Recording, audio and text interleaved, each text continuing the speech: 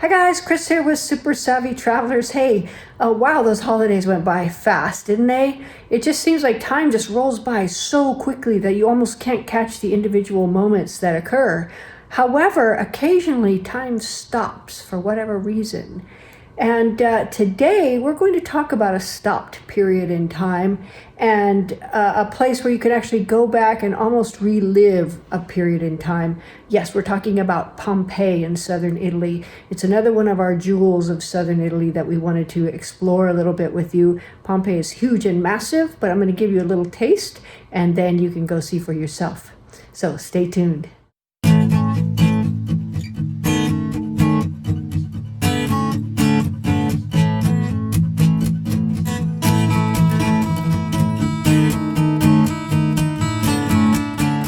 Every so often, one gets a snapshot of a moment in history, a faded photograph, a piece of nostalgia. Everywhere we go, there are glimpses of the past. These little bits, when stitched together, can create an idea of what life was like in a certain time period. And in fact, many historians and archaeologists spend their entire lives lovingly stitching together moments to create a pure line of history as carefully and patiently as Grandma stitched her quilts. So imagine visiting a place frozen in time where no stitching is necessary to see exactly how an ancient people lived almost 2,000 years ago.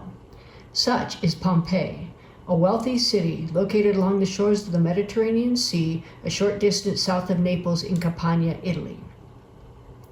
If you are unfamiliar with Pompeii, it's an ancient Roman city that was completely overwhelmed and mostly covered up by the eruption of Mount Vesuvius in 79 AD.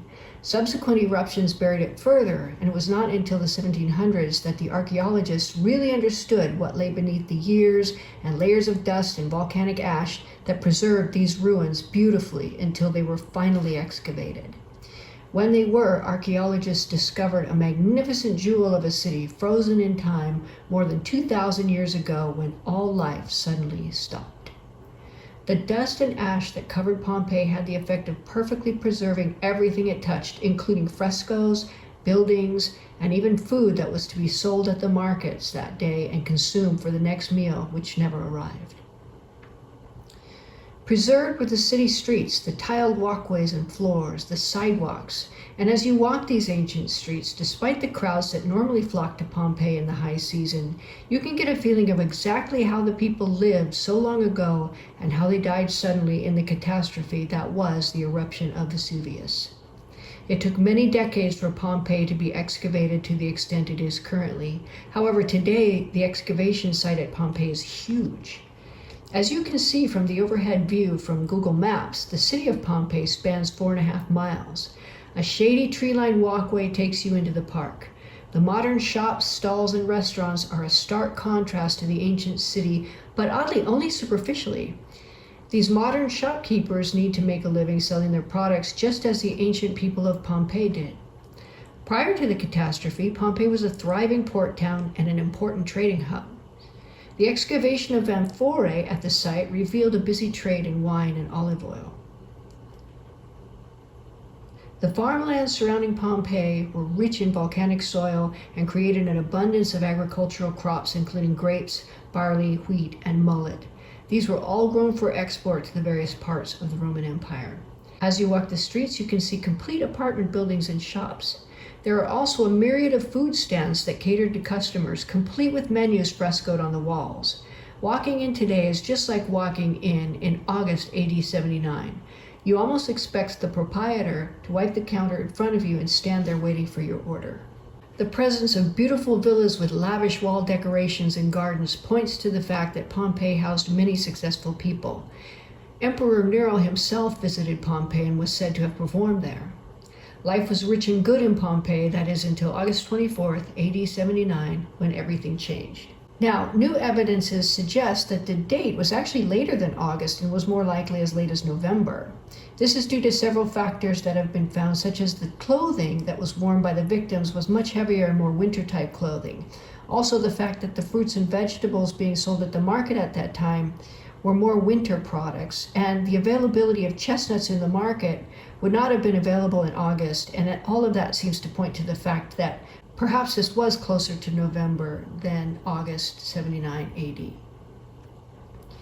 The eruption that buried Pompeii took place over 2 days. Prior to that time, for at least 17 years, Pompeii had been subject to earthquakes.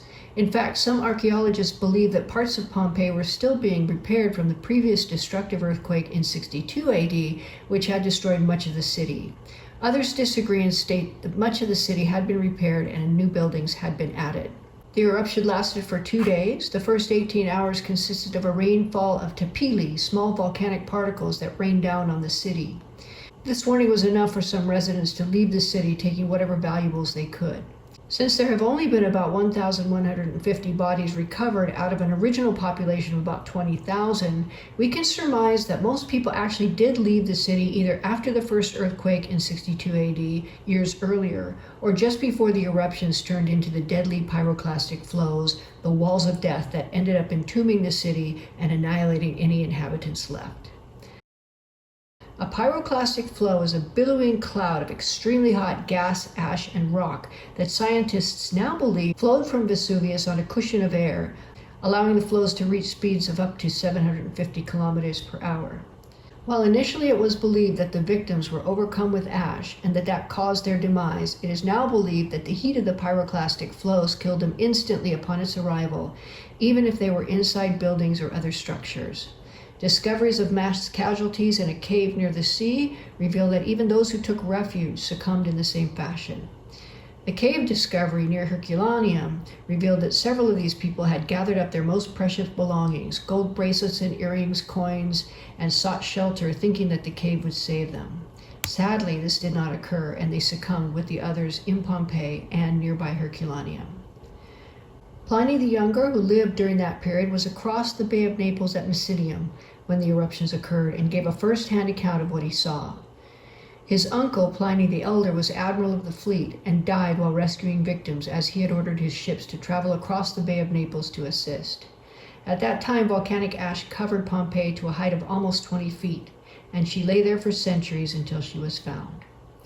On a peaceful spring or summer day, you can explore Pompeii, although it takes more than a day to see it all. A shady walkway takes you into the park. There are 3 separate entrances as the park is so big. Strolling through the leafy walkways into the park, you find yourself back in time.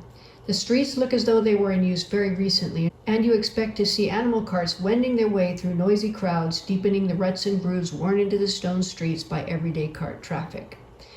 This temple features Etruscan architecture and is thought to be the oldest structure in Pompeii, having come up through history from Etruscan occupation through the Greeks and finally the Romans. The House of the Faun. This particular villa is one of the most famous sites in Pompeii. As a villa, it covers an entire block and was home to the Alexander mosaic, which depicts Alexander the Great fighting the Persians. Intact are the geometric floors, however, many artifacts have been recovered from there as well. Named for a statue of a faun that was found there, this house depicts the lavish lifestyle and success of some of the population in Pompeii. The Forum of Pompeii.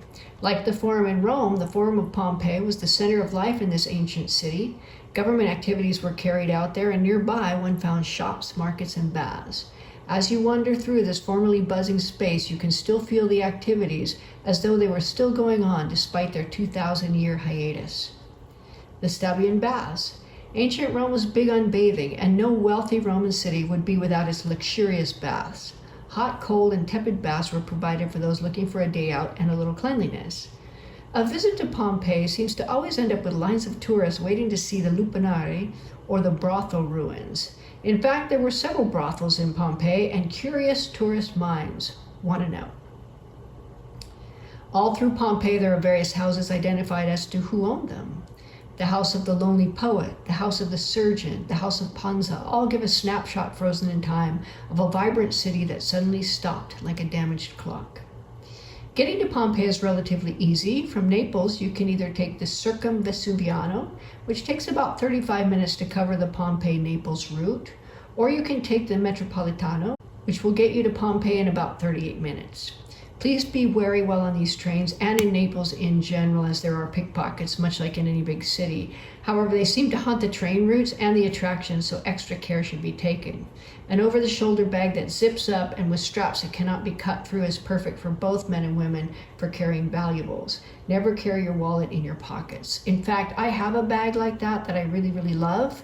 It's lightweight. It's large enough to hold my phone and my necessaries, but it's small enough so that it doesn't weigh you down. I'm going to put a link to that or one like that in the details section down below. You can get it on Amazon. It's not expensive, but it's just a really nice way to be secure with your valuables.